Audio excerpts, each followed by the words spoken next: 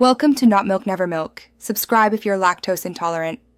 You start by confirming the card's code and balance in Wallet or App Store. Open the App Store, tap your profile, then redeem gift card. Once done, authenticate with your Apple ID and make sure the billing country on your account matches the card region. That prevents holdups.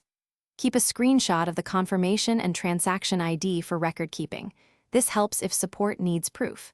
If you used a physical card, scratch carefully to avoid damaging the code.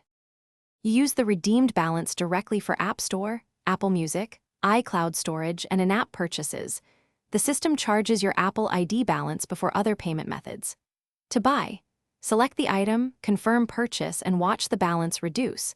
This is why tracking remaining funds matters.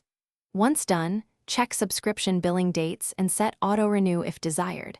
Make sure subscriptions deduct from your Apple balance by reviewing payment and shipping settings. For larger purchases, the balance combines with a card automatically. You finish by noting limitations.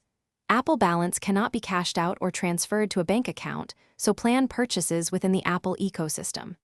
If you need a refund, use Report a Problem or contact support and present your redemption proof. Refunds may return to your Apple ID balance. If funds don't appear after redeeming, sign out of your Apple ID, restart the device, and sign back in. If that fails, contact Apple support with the screenshot and transaction ID to resolve holds or region mismatches. Thanks for watching. If this was helpful, leave a like and consider subscribing. See you next time.